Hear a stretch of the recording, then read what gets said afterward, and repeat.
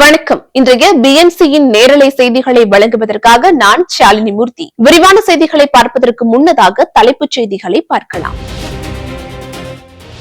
சட்டசபை தேர்தலில் தூய சக்திக்கும் தீய சக்திக்கும் தான் போட்டியே. தாவிக்க தூய சக்தி, திமுக தீய சக்தி என்று ஓங்கிச் சொன்ன விஜய். பெற்ற தாயளிக்கும் அந்த தைரியத்திற்கு ஈடானது எதுவும் இல்லை. தைரியத்தை கொடுத்த நீங்கள் தான் எல்லாம் என ஈரோட்டில் கூறிய விஜய். என் கேரக்டரையே புரிஞ்சுக்க மாட்டீங்களே என சினிமா பஞ்ச் பேசுகிறார் ஸ்டாலின். அது என்ன சினிமா வசனம் இல்லாமல் சிலப்பதிகாரமா? ஈரோடு வரைக்கும் வந்தீங்களே, கரூருக்கு போக மாட்டீங்களா? What bro, it's very wrong bro என விஜய்க்கு எதிராக போஸ்டர். விபிஜி ராம்ஜி மசோதா மக்களவையில் நிறைவேற்றம். எதிர்கட்சியினரின் கடும் அமளியால் முடங்கிய அவை. இனி வருவது விரிவான செய்திகள். காளிங்கராயனுக்கு பெருமை சேர்த்த விஜய். பெருந்துறையில் பேசிய விஜய், ஈரோடு விவசாயத்திற்கு பெயர் பெற்றவன். அந்த விவசாயத்திற்கு கவசமாக இருப்பது காளிங்கராயன் அணையும் காளிங்கராயன் கால்வாயும் தான் என்று கூறினார். கால்வாய் வெட்டும் பணிகளில் ஈடுபட்டிருந்த போது காளிங்கராயன் சோர்வடைந்தாராம். அப்போது அவரது தாய், மகனே, தயிர் விற்ற காசும் மோர் விற்ற காசும் இன்னும் இருக்கிறது, அதை எடுத்துக்கொண்டு போய் கால்வாய் வெட்டு என்று தைரியம் கொடுத்தார் என்று கூறினார் விஜய். பெற்ற தாயளிக்கும் அந்த தைரியத்திற்கு ஈடானது எதுவும் இல்லை. அந்த தைரியத்தை வைத்துக் கொண்டு எதையும் சாதிக்க முடியும். அப்படியான தைரியத்தை நீங்கள் தான் எனக்கு வழங்குகிறீர்கள் என்று தொண்டர்களை பார்த்து கூறினார். கடந்த பல நூற்றாண்டுகளுக்கு முன்பே நதிகளின் இணைப்புக்கு முன்னோடியாக இருந்தவர் காளிங்கராயன் என்று கூறிய விஜய், பவானி, நொய்யல் ஆறுகளை இணைத்தவர் என்று பெருமிதத்துடன் கூறினார். ஈரோட்டில் மக்கள் மத்தியில் பேசிய விஜய், இன்றைக்கு பவானி, நொய்யல், அமராவதி ஆறுகளை இணைப்பதாக கொடுத்த வாக்குறுதிகளை திமுக அரசு நிறைவேற்றவில்லை என்று குற்றம் சாட்டினார். ஆறுகளை சுத்தப்படுத்துவோம்னு சொன்னீங்களே, சென்றீங்களா என்றும் திமுக அரசை பார்த்து கேள்வி எழுப்பினார். 2028ஆம் ஆண்டுக்குள் சென்னை எம்ஆர்டிஎஸ் ரயில் நிலையங்கள் நவீன வசதிகளுடன் புதுப்பிக்கப்பட உள்ளன.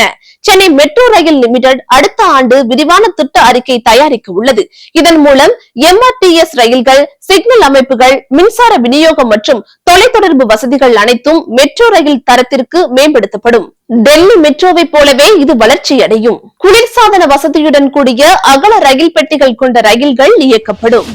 என்னோட கேரக்டரையே புரிஞ்சுக்க மாட்டீங்களே என்று கடந்த சில நாட்களுக்கு முன்பு பேசிய முதலமைச்சர் சினிமா வசனம் பேசி இருக்கிறார் என்று விஜய் விமர்சித்துள்ளார். நான் சினிமா வசனம் பேசுவதாகவும் பஞ்ச் டயலாக் பேசுவதாகவும் திமுகவினர் குற்றம் சாட்டுவதாக கூறிய விஜய், முதல்வர் பேசியது மட்டும் சினிமா வசனம் இல்லாமல் சிலப்பதிகாரமா என்று கேட்டார். என்னோட கேரக்டரையும் மக்களோட கேரக்டரையும் 2026ஆம் ஆண்டு சட்டசபை தேர்தலில் ஸ்டாலின் புரிந்து கொள்வார் என்று கூறினார்.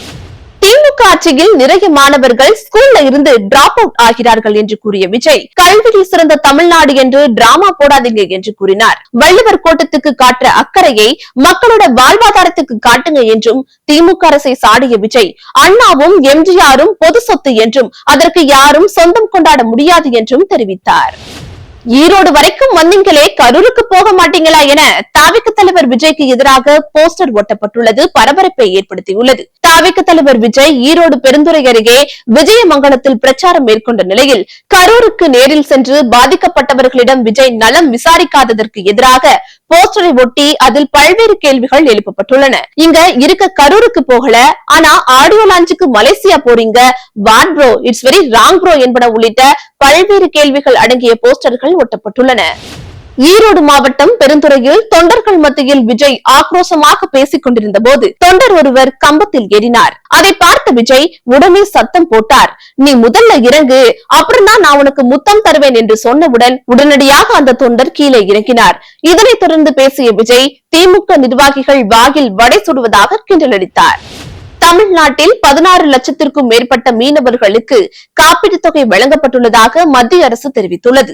இது தொடர்பாக வெளியிடப்பட்ட அறிக்கையில், மத்திய அரசின் மீன்வளத்துறை மீனவர்கள், மீன் விவசாயிகள் மற்றும் மீன்பிடி தொழிலாளர்கள் போன்றோரின் சமூக பாதுகாப்பிற்கு அதிக முக்கியத்துவம் அளித்து வருகிறது என்றும், கடந்த 3 ஆண்டுகளில் 1 கோடிக்கும் மேற்பட்ட மீனவர்களுக்கு மற்றும் மீன் விவசாயிகளுக்கும் ஆண்டுதோறும் சராசரியாக 34,49,238 மீனவர்களுக்கு காப்பீட்டுத் தொகை வழங்கப்பட்டுள்ளதாகவும் தெரிவிக்கப்பட்டுள்ளது.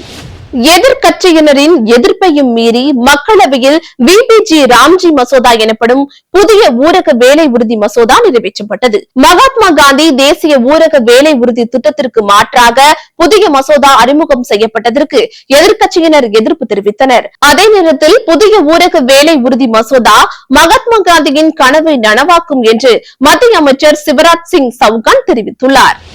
இத்துடன் செய்திகள் நிறைவடைகின்றன. அண்மை செய்திகளை உடனுக்குடன் தெரிந்து கொள்ள BNC டைம் சேனலுடன் இணைந்திருங்கள். நன்றி.